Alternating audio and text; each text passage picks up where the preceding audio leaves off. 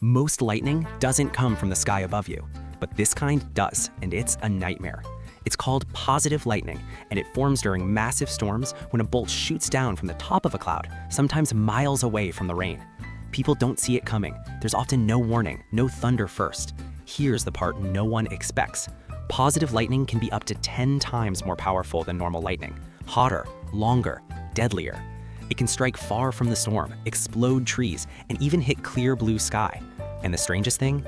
The most dangerous lightning is the one that looks like the storm is already over.